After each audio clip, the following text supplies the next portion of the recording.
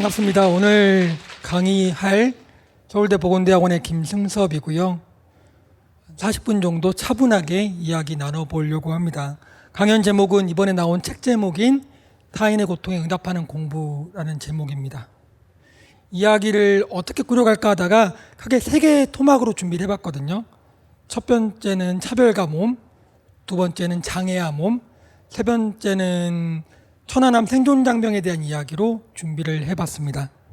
제가 그 0~9년 동안에 보스턴에서 지냈는데, 보스턴에 있는 그 미국 3대 미술관 중에 하나로 일컬어지는 보스턴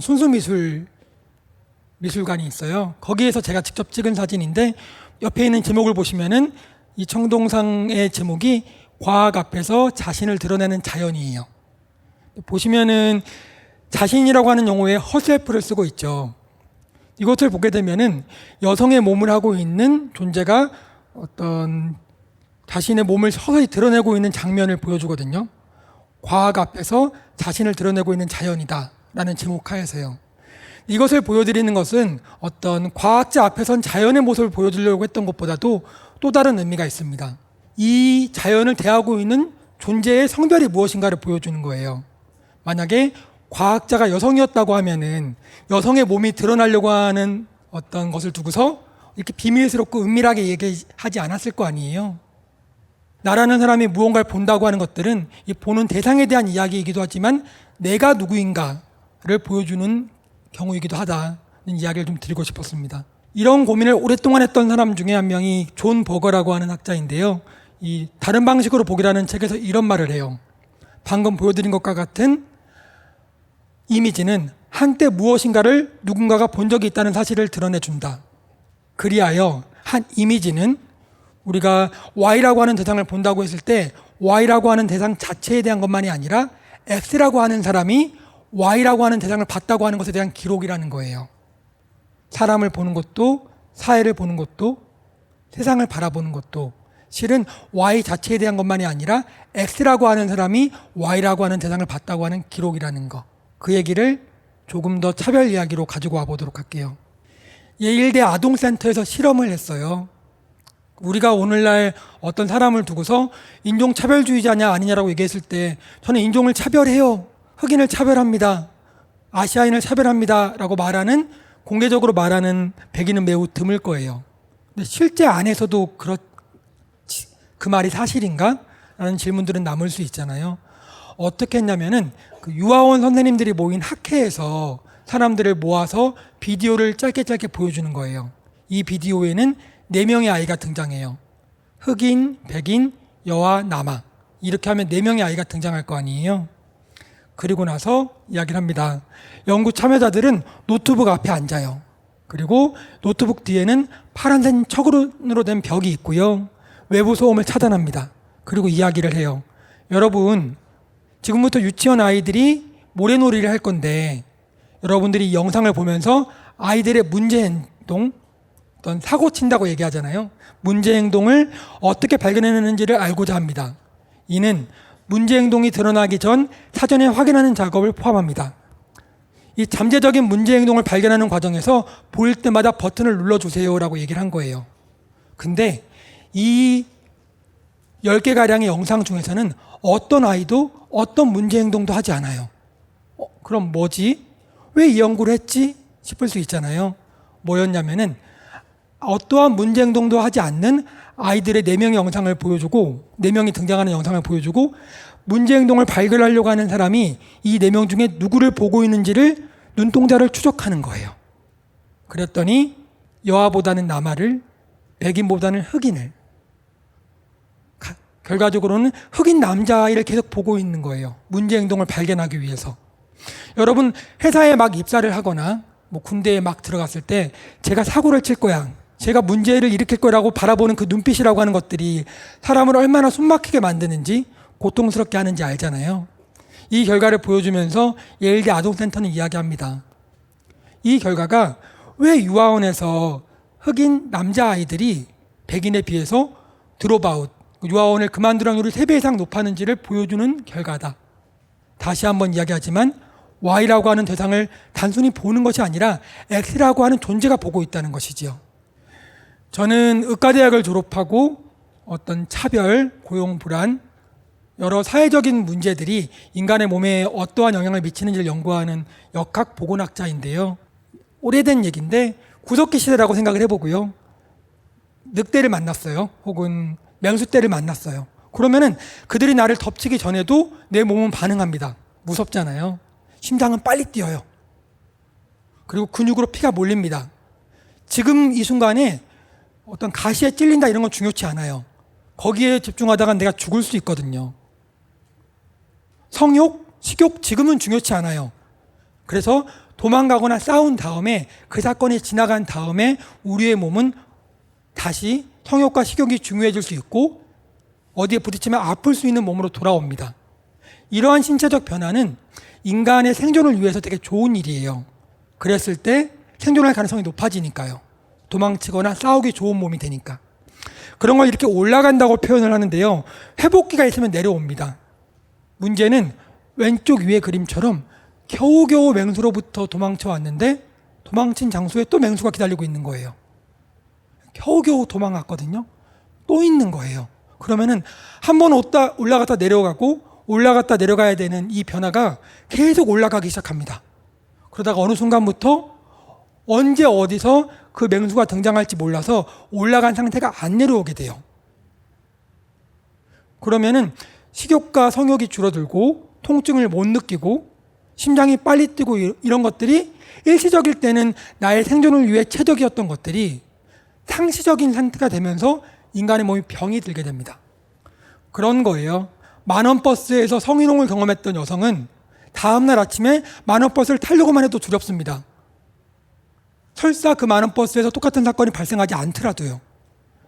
백인 의사에게 모욕적인 말을 들었던 흑인 환자는요, 이 다음에 아프기만 해도 걱정이 돼요. 그 이후에 백인 의사들이 한 번도 그런 말을 안 했다 할지라도 혹시 병원에 가야 되는 거 아니야? 그러면은 몸이 반응하기 시작합니다. 제가 종종 인간에게 있어서 차별이라고 하는 것들은 차별을 경험하지 않는 기득권자들에게는 보이지 않지만은 당사자에게는 공기처럼 몸에 상존한다고 얘기를 드리는데 그런 맥락이에요. 차별과 건강 연구에 대해서 되게 흥미로운 논문이 한 편이 있는데요. 미국에서는 경찰에 의한 민간인 사례가 종종 발생하는데요. 연구자들이 뭘 했냐면은 그 경찰에 의해서 민간인이 죽었을 때 민간인이 총이나 칼을 들었을 수 있잖아요. 그리고 아무것도 안 들고 있었을 수도 있잖아요. 그리고 죽은 사람이 흑인일 수도 있고 백인일 수도 있잖아요. 그럼 뭐가 되냐면은 죽은 사람이 민간인이 백인인데 무장했을 경우, 백인인데 무장하지 않았을 경우, 흑인인데 무장했을 경우, 흑인인데 무장하지 않았을 경우가 나와요. 미국의 각 주별로. 그러면 그 사건이 발생한 다음에 그 주에 살고 있는 사람들의 정신건강이 어떻게 달라지는지를 보는 거예요. 그랬더니 놀랍게도 백인의 경우는 그 사건에 상관없이 정신건강에 영향이 없어요. 흑인은 무장한 사람, 칼이나 총을 든 사람이 경찰에 의해 죽었을 때는 건강 영향이 없어요, 여러분. 단 하나, 아무런 총과 칼을 들지 않고 무장하지 않았는데 경찰에 의해서 흑인이 죽잖아요. 그 주에 살고 있는 흑인들의 정신건강이 악화가 돼요. 내가 경험하지 않았음에도 불구하고. 근데 어떤 건지 아실 것 같죠? 무장하지 않았다고 하는 건 그런 거잖아요. 나도 겪을 수 있겠다. 나도 어떤 자극을 하지 않아도 내 의도와 무관하게 내가 죽을 수 있다고 하는 두려움들, 그런 것들이 상시적으로 그 지역에 남아서 사람들의 몸속에 들어오는 거예요. 인간의 몸이라고 하는 건 이처럼 사회 속에서 살아가면서 사회적 경험이 몸속으로 들어오고 그런 것들이 종종 질병의 형태로 발생합니다. 또 다른 연구 하나 얘기 드려볼게요. 원래 콜롬비아에 있다가 몇 년 전에 하버드대 교수로 간 마크 하첸빌러라고 하는 교수님이신데요. 이분이 뭘 했냐면은 미국의 사망 데이터와 어떤 서베이 데이터를 합쳐가지고 미국인들 이성애자, 그러니까 성소수자가 아닌 이성애자들 중심으로 이들이 어떤 동성애에 대한 편견이 얼마나 있는가를 본 거예요. 그래서 봤더니 동성애자인 남성이 대학에서 가르치는 것을 허용해야 할까요? 같은 거 물어봤을 때 어떤 편견이 있는 사람은 안 된다라고도 할 거고 된다라고 하는 사람들이 있을 거고요. 그랬더니 이 이성애자들 중에서 이 편견이 강한 사람일수록, 편견의 정도가 높은 사람일수록 사망할 위험이 1.25배 높고요. 평균 기대 수명이 2.5년이 짧아요. 앞서 드린 얘기들은 그거잖아요. 차별이나 낙인으로 인해 고통받는 피해자들의 몸이 아픈다는 얘기인데, 실은 차별과 혐오는 여러분 가해자도 아프게 해요. 여러분 살면서 누군가가 징그럽게 미워본 경험들 다 한 번씩 있잖아요. 그리고 그 미운 사람이 내가 자주 만나야 되는 사람일 경우에 그 미움이 얼마나 나를 갉아먹는지, 나의 정신과 몸을 고통스럽게 하는지를 알잖아요. 누군가를 미워한다는 거 정말 대부분의 사람들한테는 참 힘든 일이거든요. 이 연구는 어떤 낙인과 차별, 혐오 이런 것들이 증가하는 것들이 단순히 피해자들만이 아니라 가해자로 불리는 사람들에게까지도 아프고 힘든 일일 수 있다는 것을 숫자로 보여주는 연구입니다. 제가 분석해서 만든 데이터고요. 전 세계 사람들에게 같은 질문을 해요. 뭐라고 물어보냐면요. 나는 무엇과 이웃으로 살고 싶지 않다. 예를 들어 나는 다른 종교를 갖고 있는 사람하고는 이웃으로 살고 싶지 않다. 혹은 나는 에이즈 환자와는 이웃으로 살고 싶지 않다라고 물어보는 거예요. 그걸 OECD 국가별로 있는 숫자를 파란색으로 했어요. 예를 들어 OECD 16개국 기준으로는 다른 인종과 이웃으로 살고 싶지 않다고 말하는 사람이 11.65%.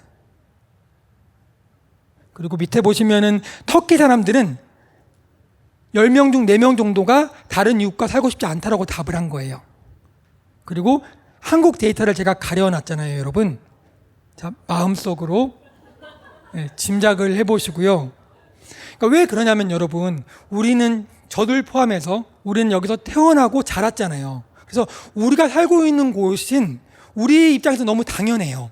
근데 우리가 살고 있는 무대가 어떤 곳인지 알려고 하면은 이 무대가 아닌 곳과 비교했을 때 이곳이 얼마나 독특한 곳인지를 알 수가 있거든요. 그랬을 때 다른 곳과 비교하려면 이런 게 되게 좋거든요.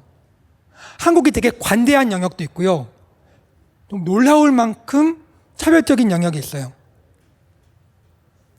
자, 한국이 정말 관대한 거 하나는 음주에 대해서 관대해요.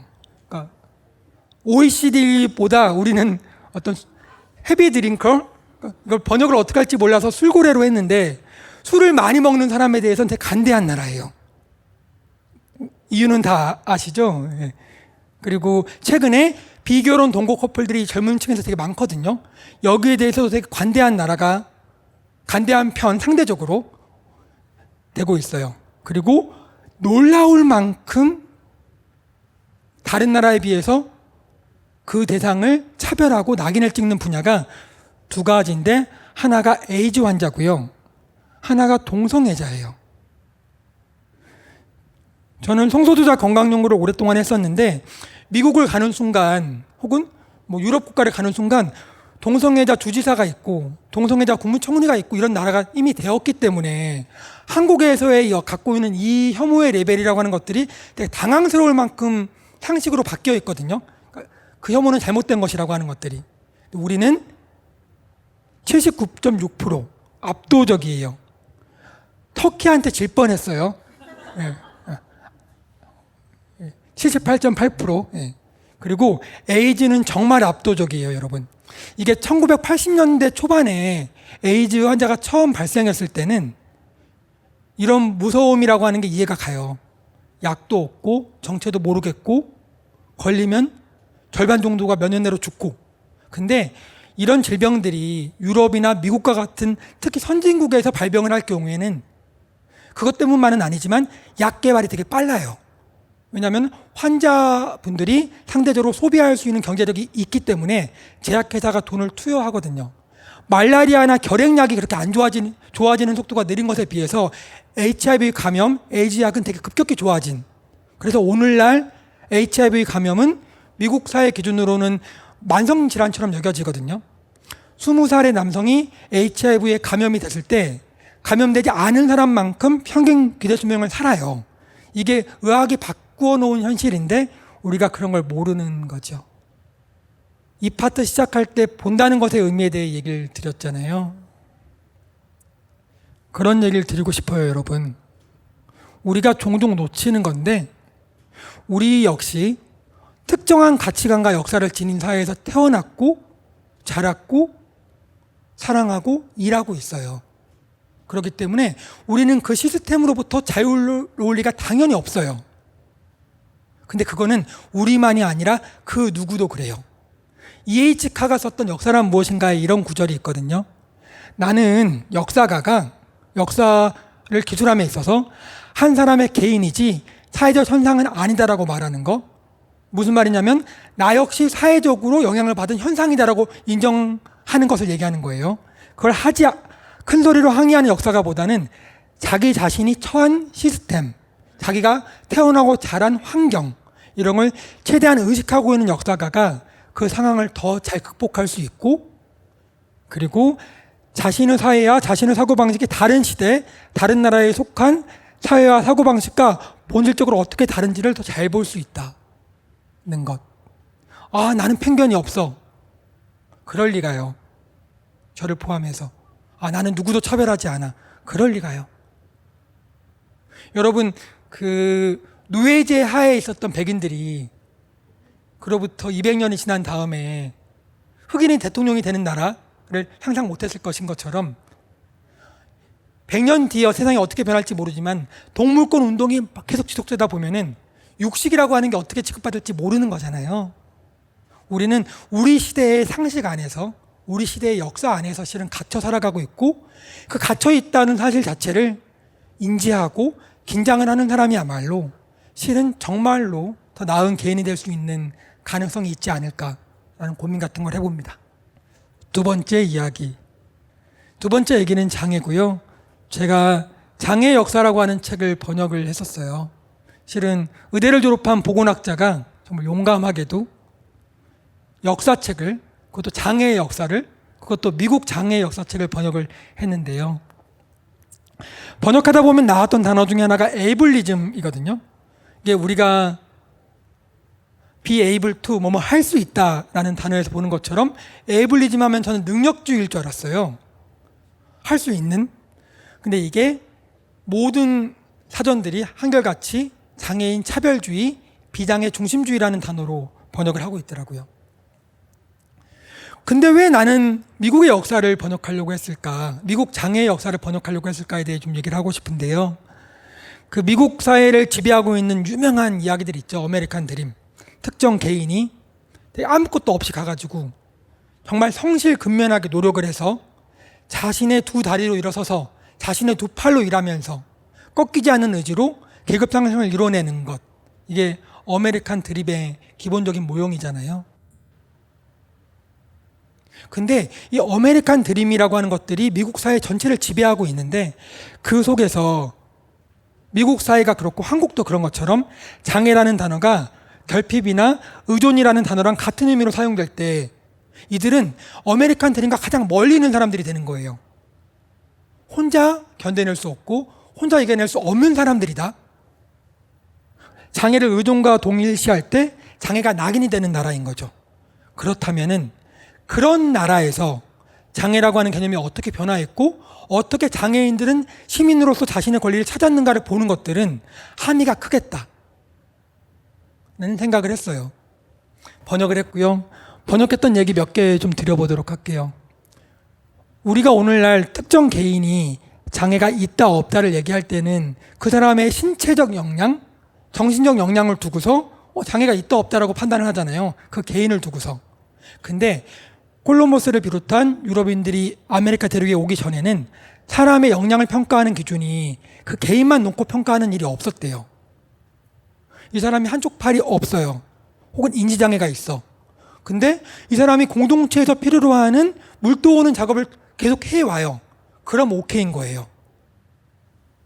어떻게 보면 놀라울 만큼 실용적인 관점인 거고, 또 어떻게 보면은 한 인간의 가치를 독자적인 개인으로 놓고 평가하는 것들이 아니라 공동체 안에서 관계에서 어떤 역할을 하고 있는가로 평가하는 기준이었던 거예요. 이게 아메리카 대륙에서 유럽인들이 오기 전에 토착민, 선주민들의 이야기예요. 그래서 토착민 문화에서 장애라고 하는 개념을 굳이 찾자면 그 개념은 누군가가 공동체와 관계가 없거나 혹은 약할 경우에 발생하는 것이었다고 합니다. 오늘날 어린 시절에 우리가 한반도의 역사를 배우면서 삼국시대 하면서 고구려 백제 신라가 다 어떤 우리의 조상이다라고 얘기를 하는데, 가만 보면 삼국시대 때 신라가 당나라랑 손을 잡고 고구려를 치잖아요. 약간 말이 안 되잖아요. 그러니까 오늘날 바라보면은 고구려 백제 신라가 우리의 조상일지 모르지만 그 당시에는 그들이 한민족이라고 하는 공동체를 공유했을 리가 없는 것처럼, 오늘날의 시각으로 바라볼 때 아메리카 대륙에 있는 토착민들은 어떤 아메리카 토착민으로 불릴지 모르지만 그들은 그 공동체로서의 정체성을 공유했을 리가 없거든요.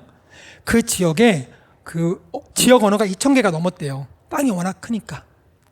그래서 이 2,000개가 넘는 지역에서 살아가는 토착민들은 다른 언어를 쓰는 부족들을 계속 만날 거 아니에요. 만날 때마다 상시적으로 수어를 썼대요. 그래서 이 공동체에서 살아가고 있는 사람들은 언제든 수어를 쓸 준비가 되어 있어야 되는 거예요. 언제 누구를 만날지 모르니까. 그래서 수어를 모든 사람이 기본적인 걸 하는 공동체에서 태어났던 농인은 오늘날과 되게 달랐을 수 있겠다, 이런 이야기들을 좀 드리고 싶습니다. 그러다가 유럽인들이 옵니다. 이 사진 역시 보스턴 미술관에서 제가 찍은 사진인데요. 터너라고 하는 화가가 바다의 경량 파도가 치는데 태양과 바다 사이의 어떤 이 상호작용, 이런 것들 보여주는 건데, 그림 이름이 놀랍게도 노예선이에요. 여러분, 얘기를 좀 드려볼게요. 노예무역이 활성화됐을 당시에 아프리카 지역에서 납치하기도 하고 구매하기도 해서 흑인들을 많이 노예선에 실을 거 아니에요. 근데 이들은 기본적으로 흑인들을 노예로 데리고 가서 아메리카 대륙에 가서 팔려고 하는 사람들이기 때문에 인간이기 이전에 화물인 거잖아요. 그래서 당시 노예선 바닥에 노예를 최대한 우겨 넣거든요. 이렇게 하고 몇 주의 시간을 거쳐서 아메리카 대륙으로 가요. 냉장고가 있던 시절도 아니고요. 깨끗한 물을 먹긴 되게 힘든 시기였고 영양을 충분히 제공했을 리도 없고, 그러니 당연히 그 배가 아프리카 대륙을 떠나 아메리카 대륙으로 오는 동안에 사람들은 아프고 됩니다. 때론 시력을 잃게 되고요. 근데 문제는 뭐냐면, 아메리카 대륙에 거의 다 왔어요. 왔을 때 사람들은 판단을 해요. 이거를 폐품 노예라고 부르는데, 장애를 가진 노예는 가면 안 팔리는 거예요. 그러면은 이들은 화물이었기 때문에, 최대한 우겨놓은 화물이었기 때문에 이들을 바다에 빠뜨려서 분실 신고를 하면 보험료를 받을 수가 있어요. 그래서 안 팔릴 노예들을, 장애가 있어서 안 팔리는 노예들을 아메리카 대륙으로 갖고 가서 헐값에 팔아서 돈을 거의 못 벌 것인가, 아니면 보험료를 얻을 것인가 판단을 해요. 그 시기에 이 오른쪽 밑에 보면은 쇠사슬에 묶여있는 흑인 노예의 모습이 있어요. 보험료를 타는 것이 더 나은 장사라고 생각했던 사람들은 흑인 노예들을 바다로 빠뜨려서 사망에 이르게 했던 것이고요. 그래서 노예선들 주변에는 항상 상어들이 함께 왔었다는 얘기들이 있는 것입니다. 인간의 가치라고 하는 것들이 어떤 그 개인의 신체적, 정신적 어떤 상태에 따라서 판단되어 생과 사를 가르게 되는 장면이 되는 거예요. 이것도 제가 찍은 사진인데요. 이게 경매터래요. 실제로 사용되던. 흑인 노예들이 오면은 저 바위 위에 올라가게 한대요. 그리고 경매를 한대요. 그리고 여기서는 엄마 아이가 찢어지고 연인이 찢어지고 가족이 흩어지는 장면이었습니다. 이런 노예무역이라고 하는 것들, 노예제라고 하는 것들이 오늘날 보면 되게 비상식, 폭력의 역사 이렇게 들리지만은 여러분, 그 당시엔 그게 상식이었어요. 그래서 이해하자는 얘기가 아니라 상식이라고 하는 게 얼마나 무서운가에 대한 얘기를 하려고 하는 거예요. 우리의 상식 역시 우리의 시대 안에 갇혀 있을 테니까요. 이 토머스 제퍼슨이 독립선언문을 기초한 인물인데, 이분이 그 메모에서 노예들을 이렇게 얘기해요. 그들은 이성적으로 훨씬 더 열등하다. 상상력의 측면에서 그들은 둔하고 취향이 없고 기형적이다. 그리고 잠을 적게 자도 괜찮다. 여러분, 그 취향이라고 하는 거 있잖아요. 영화를 보는 취향, 음악을 듣는 취향, 아름다움을 선택하는 취향이라고 하는 건 경험 속에서 만들어져요, 여러분. 경험하지 않으면은 취향이라고 하는 것들은 존재하기 되게 어렵습니다. 인간이란 존재가 어떠한 예술적 경험도 없는 상태에서 어떤 작품을 좋아하는지에 답하긴 되게 어려워요. 잠을 적게 자도 괜찮다. 저런 말 들으면은 네가 그렇게 해와라, 이런 마음 들죠. 여러분, 이 말 있잖아요. 계속 반복돼요. 19세기에 그 중국이 워낙 정치적 혼란을 겪으면서 중국인들이 미국으로 많이 오거든요. 그래서 서부로 가는 철로를 짓고 그 탄강촌에서 일을 해요. 그때 중국인들을 대고도 그렇게 얘기해요. 저들은 근육이 강철같이 단단하고 잠을 적게 자도 괜찮다. 그랬을 리가요. 인간인데. 말할 수 없었던 것일 뿐이겠죠. 그리고 이러한 어떤 당대의 노예제는 과학의 이름으로 옹호됩니다. 합리성의 이름으로. 사무엘 카트라이트라고 하는 의사가 당대에 출판했던, 뉴올리언스에서 출판했던 논문인데요. 이 양반이 진단명을 만들어요. 흑인만 걸릴 수 있는 정신질환인데 진단명 이름이 출분증이에요. 뭐냐면 이분들 입장에서는 진화론적으로 흑인은 진화가 덜 된 존재들이고, 이들은 백인의 보호하에, 즉 노예제 하에 있는 게 가장 안전하고 편안하고 좋은데, 그들이 정신적으로 문제가 생겨서 북부로 탈출하려고 하는 거예요. 이건 정신질환이다. 진단명이 필요했던 거예요. 그걸 출분증이라는 단어를 이 논문에서 제시를 합니다. 그리고 이 진단명은 아주 많이 쓰여요. 왜냐? 그 시대가 필요로 했으니까. 그 시대의 노예주들 입장에서는 얼마나 자신의 행동들과 생각들을 합리화하기에 좋았겠어요. 우생학 얘기를 조금만 해보면요. 20세기 초반은 우생학이 상식에 가까운 힘을 발휘하던 시절이었거든요. 어떤 유전적으로 더 나은 인간의 존재가 있고 그들이 인류를 더 발전시킬 수 있다라고 믿는. 우생학 메달 같은 거 보면은 나는 좋은 혈통을 갖고 있어요, 이렇게 써 있어요. 왼쪽 보시면은. 근데 여러분, 노예제를 합리화했던 과학자들이 과학과 합리성의 이름으로 백인의 책무라고 얘기하면서 노예제를 옹호했던 것처럼, 우생학이 활발히 하던 시기에 미국은 자신들이 독재 국가가 되지 않고 민주주의 국가로 살아남기 위해서는 자신 국가의 시민들, 국민들의 자질이 되게 중요하다고 생각을 했었어요. 그래서 그걸 하기 위해서 두 가지를 했거든요. 하나는 그 자질이 떨어지는, 혈통이 안 좋은 이주민들이 들어오는 걸 막는 거예요. 좋은 이주민들만 들어오게 하는 거죠. 또 하나는 국내적으로 장애가 있다고 생각되는, 혈통이 안 좋다고 여겨졌던 사람들을 단종 수술을 하는 거예요. 그래서 외부에서 그런 존재가 못 들어오고 내부에서 그런 존재가 번식하게 못하게 만드는 게 당대의 합법이었어요. 그리고 그런 판단을 내렸던 사람 중에 한 명이 이 시카고 법원장이었던 해리 올슨인데, 이렇게 얘기해요. 미국이라는 나라의 성공 여부가 바람직하지 않은 요인을 제한하는 데 달려 있는데 타락한 이민자들을 막아야 된다. 그리고 민주주의의 성공을 위해서는, 독재 정권으로 가는 걸 막기 위해서는 이게 필수 불가결하다라고 믿었던 거예요. 그리고 그 역사적 피해자 중에 한 명이 이 캐리벅이라고 하는 존재예요. 당시에는 정신박약, 매우 차별적인 용어지만 전응아 이런 단어를 쓰면서 표현했었는데, 이 버지니아 주에서 단종수술과 관련된, 장애인들의 단종수술과 관련된 법안이 만들어지고 처음으로 단종수술을 받은 사람이에요. 이 존재에 캐리벅의 어머니가 전신 박약, 오늘날로 따지면 발달장애, 인지장애를 갖고 있었던 걸로 추정이 되고요. 캐리벅 역시 그걸 갖고 있다고 생각이 되었고 그의 아이 또한 원치 않는 관계를 통해 아이를 낳게 되었는데 그 아이 또한 갖고 있다고 여겨진 거예요. 그러면서 이후에 8,000명가량이 버지니아주에서 단종수술을 경험하는데 그 처음 사례로서 얘기를 하면서 그는 단종수술을 받아야 한다고 말하면서 이렇게 말해요. 이 빨간 부분을 읽어볼게요, 여러분. 이미 국가의 힘을 약화시킨 사람들에게 우리가 그보다 덜한 희생을 요구할 수 없다는 것은 이상한 일이다. 우리는 무능력함에 잠식되는 것을 막아야 한다.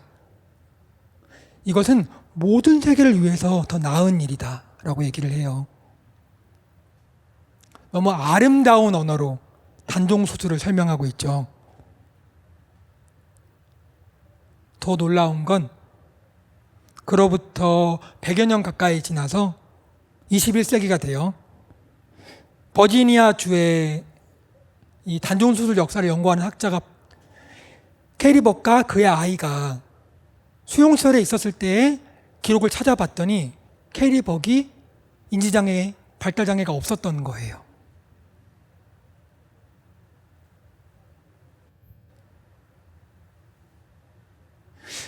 여러분 앞서 보여드렸던 본다는 것의 의미, 어머니가 정신박약을 갖고 있는 상태에서 캐리벅을 바라봤던 당대의 시선, 그리고 그 아이, 그가 낳은 아이가 어떠할 거라고 하는 편견, Y라고 하는 대상을 바라봤던 X라고 하는 존재의 상태, 이런 것들이 그런 결과를 낳았던 것은 아닐까라는 고민을 해봅니다. 조금 더 흥미로운 얘기 해볼까요? 1915년에 시카고 지역에서 뭐가 있었냐면은 하이젤든 가문, 볼린저 가문, 되게 유명한 가문이었다고 해요. 거기에서 태어난 아기를 이 해리 하이젤든 박사가 그 아이, 태어난 아기를 살리는 걸 거절해요. 왜냐하면 이 아이는 태어나면 중증 장애를 가질 수 있는 상태였던 거예요. 그래서 이걸 공개적으로 얘기합니다. 나의 행동이 옳았다 라고 하면서 이렇게 말해요. 심각한 장애를 가진 신생아는 고통스러울 것이다. 그러니 죽도록 내버려둬서 살리지 않는 게 그를 위해서 올바른 선택이다. 두 번째로, 그런 장애를 가진 사람들은 범죄자가 될 것이기 때문에 위험하고 그를 부양하는 건 공공의 부담이 된다 라고 하면서 이거를 공표를 해요. 그리고 그 아이의 엄마도 신문에 글을 씁니다. 이걸 얼마 전에 찾아냈는데요. 엄마가 쓴 글을 번역을 해본 건데, 하이젤든 박사의 뜻에 동의한다. 나는 아이의 죽음에 동의했던 건데 누구도 나를 잔인하거나 부자연스러운 엄마로 생각하지 말아달라. 나는 내 아이를 너무나 사랑하는 사람이고 나는 모성애가 없는 사람이 아니다.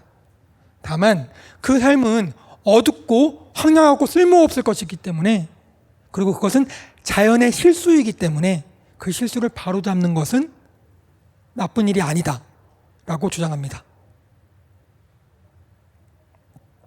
그리고 이게 전국적 논란이 돼요.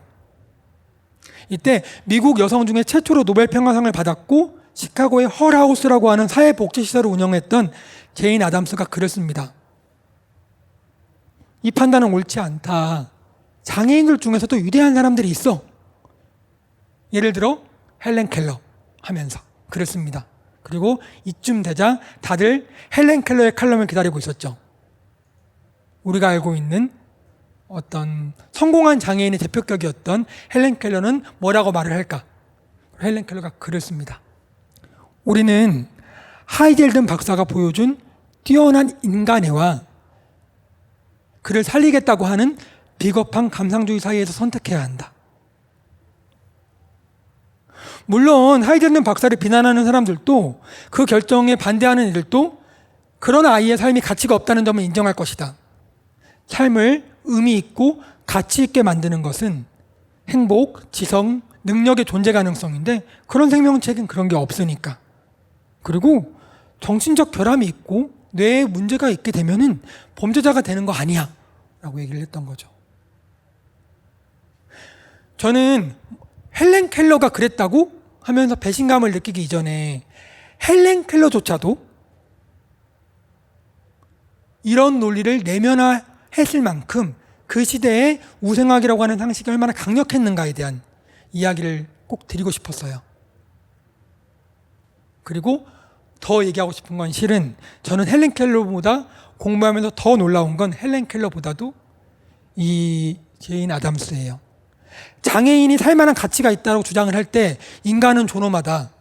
모든 존재는 자신의 삶을 영위할 자격이 있다. 이게 아니에요. 그녀조차도 얘기하는 이유는 장애인 중에서도 능력 있는 사람이 있다 이거예요. 뛰어난 사람이 있다. 그 논리가 그 어떤 장애를 가지고 태어날 수 있는 아이를 죽게 내버려 두는 사람에 대해서 방어할 수 있는, 맞서 싸울 수 있는 최선의 논리가 얘가 능력이 있을지 어떻게 알아? 이 시기였다는 거 얘기를 드리고 싶습니다. 노예제를 옹호하던 말, 백인의 책무, 노예를 위한 것이라는 아름다운 과학적인 말이나 단종 수술을 옹호했던 민주주의를 지키기 위함이라고 하는 말들, 볼린저 가문의 아이가 죽었을 때 나오는 그 우아한 이야기들을 보면서 여러 생각을 하게 돼요. 여러분, 누군가가 정말 거친 말로 나를 욕하고 자신의 욕구를 위해 공격할 때는 오히려 맞설 수 있을 때도 있어요. 근데 누군가가 상식의 이름으로, 합리성의 이름으로, 올바름의 이름으로 내 삶을 옥죄할 때는 도망갈 길이 없습니다. 고종희 시인이 썼던 글이에요. 꽃은 누구에게나 아름답습니다.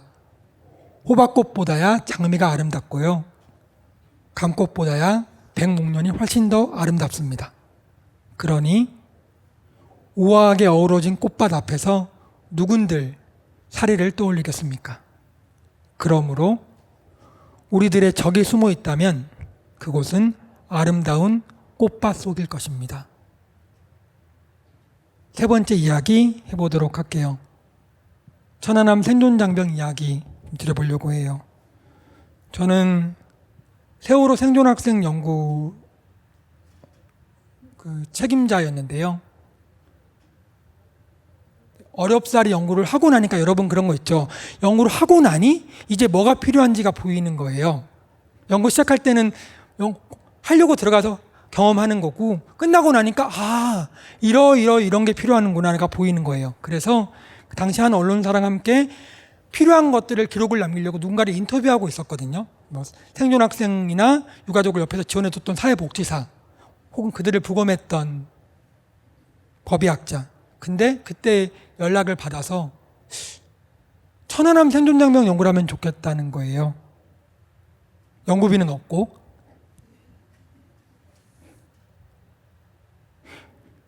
일단 처음은 좀 무서웠어요. 한국 사회에서 천안함이라고 하는 사건 자체가 워낙 정치적으로 예민한 사건이고 다들 자신의 정치적 이득에 따라 때론 멀리하고 때론 가까이 하면서 이야기하는 사건인지라 무서웠고, 세월호 연구를 했을 때 지지를 받을 수 있는 사람들과 천안함 연구를 했을 때 받을 수 있는 지지해 줄 사람들이 너무 다르잖아요. 그 고민들 있었는데 도망갈 길이 어쩌다 보니 보이지 않더라고요. 연구를 하게 됐고요. 그리고 그런 고민은 있었어요. 정치학, 사회학을 하는 분들은 다를 수 있겠지만 저는 의학을 공부했던 보건학자잖아요. 그래서 둘은 너무나 다른 사건이지만 의학을 공부한 보건학자 입장에서는 서해 바다에서 배에 사건이 생겨서 친구들과 전우들을 잃고 배에서 살아남은 사람들이 겪었던 트라우마라고 하는 공통점이 저한테는 있는 거예요.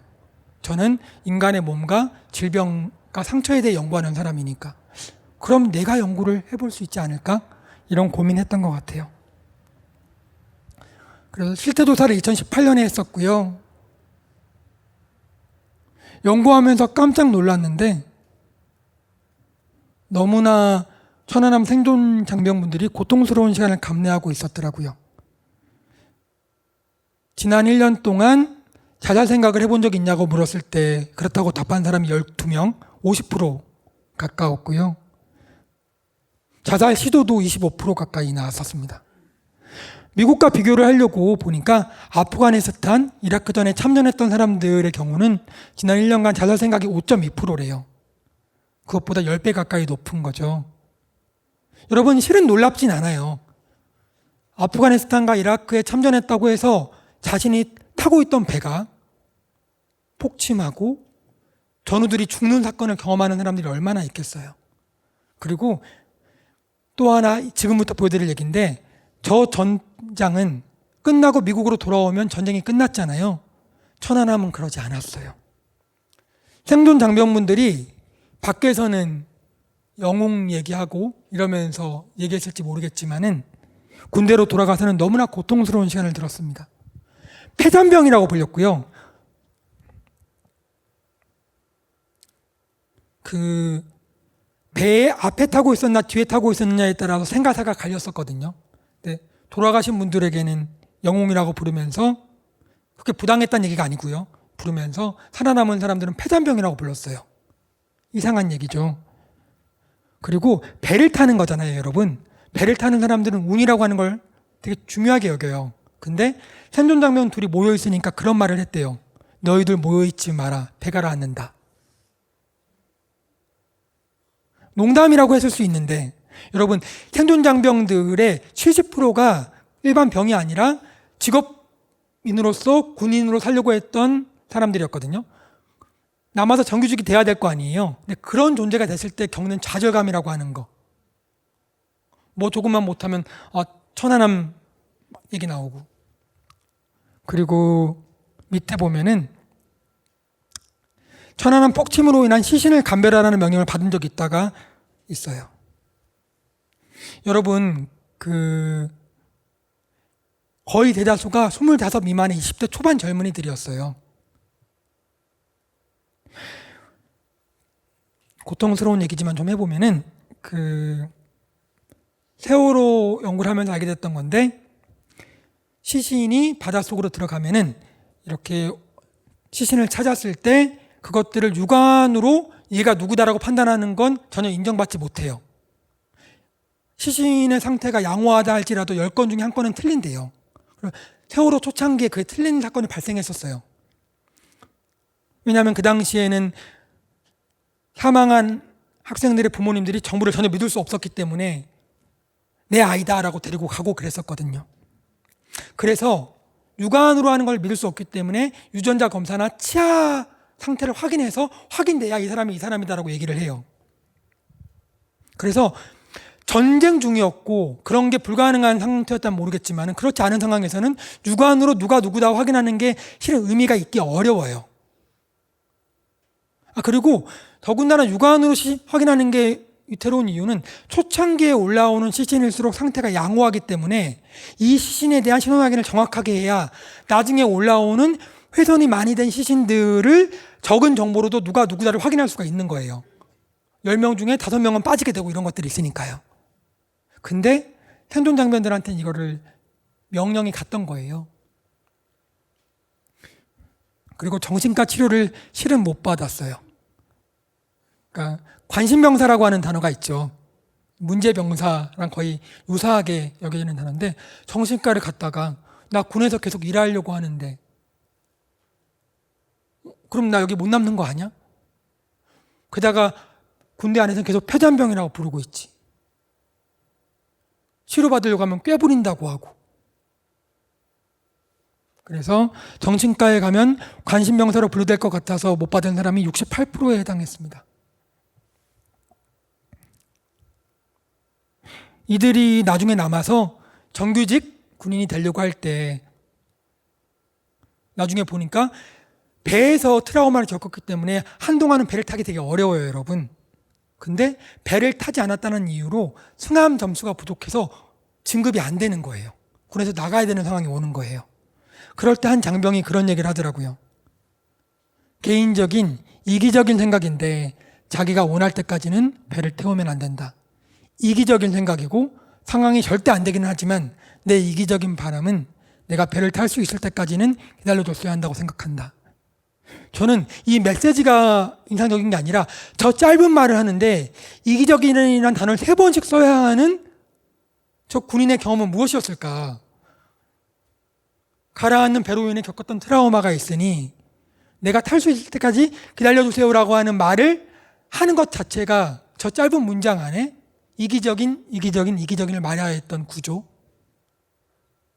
어찌하다 보니 세월호 생존학생과 천안함 생존장병의 트라우마를 둘 다 연구한 유일한 학자가 되어 있었고요. 한국 사회가 재난 피해자들의 고통과 상처를 보듬기보다는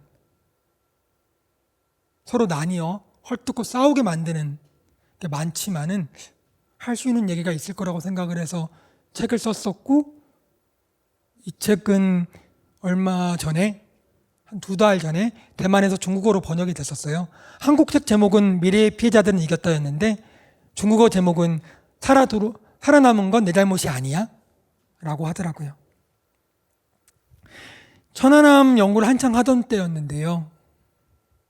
저는 쌍용자동차 해군 노동자 연구도 했던 사람이거든요. 오랫동안 했었는데 그때 제 연구에 참여했고 저도 알던 분이 목숨을 끊으셔서 분향소를 차렸어요. 여기 오른쪽에.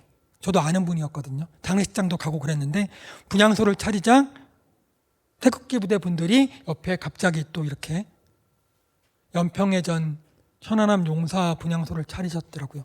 제가 찍은 사진인데요. 와서 막 욕하시고,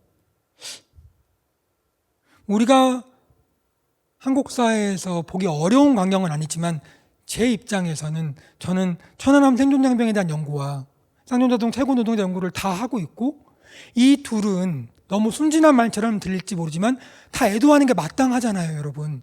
국가를 지키던 군인들이 죽거나 다쳤을 때, 어느 날 갑자기 직장을 잃어버린 노동자들이 죽거나 다쳤을 때 그 죽음에 대해 같이 슬퍼하고 같이 애도하는 건 실은 마땅한 일이잖아요. 알아요. 한국 사회에서 이 말이 얼마나 순진하게 들리는지는 알지만 근데 이게 맞잖아요, 여러분. 우리는 그래야 되는 거잖아요. 근데 이 둘을 갈라놓은 구조라고 하는 것들, 세상이라고 하는 것들 고민을 많이 했던 것 같습니다. 쌍용자동차 연구하면서 논문 썼던 것들과 단식하실 때 가서 1일 단식 같이 한 적 있거든요. 그때 사진이고요. 마지막 슬라이드예요. 지금 여러 연구를 하고 있는데 그 중에 하나가 장애인 이동권 연구예요. 저는 휠체어 장애인 분들이 지하철을 탔을 때 지하철을 이용하던 시민분들은 당연히 불편할 거라고 생각해요. 직장에 늦게 가게 되면 화날 수 있다고 생각하고요. 그래서 그분들이 화내는 것들, 욕하시는 것들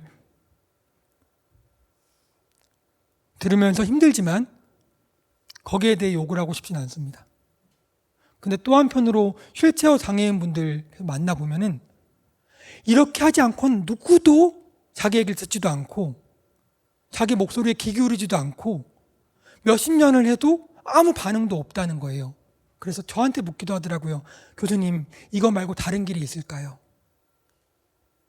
근데 제가 화가 나는 건 지하철을 타려고 하는 장애인들과 그 과정에서 힘들어 하시는 시민분들이 아니라 이 모든 일에 실은 책임이 있고 권한이 있고 결정 권한이 있으면서 뒤에서 우아한 말들로 합리성의 언어를 빌려 그들을 비난하고 욕하는 정치인들, 행정인, 담당자들이거든요. 연구를 하려고 했던 모험은 그런 거였어요. 여러분, 버스를 못 탄다, 지하철을 못 탄다만의 문제가 아니에요. 버스를 못 타고 지하철을 못 타고 하니까 교육받으러 가지 못하는 거고요. 일하러 가지 못하는 거고요. 투표하지 못하는 거고요. 연인을 만날 수가 없게 되는 거고 모임에 가지 못하는 거예요. 그래서 삶의 기본적인 권한이 제한되는 거거든요. 그렇기 때문에 이동 자체도 중요하지만 이동이라고 하는 것들은 우리가 헌법에 보장된 권리를 누리기 위한 기본적인 조건이 되는 거거든요. 그 얘기를 심층 인터뷰를 통해 하고 싶었어요.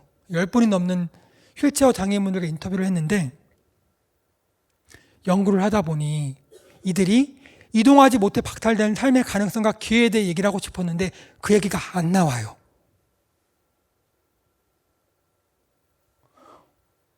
하도 안 나와서 우리가 질문을 바꿨거든요.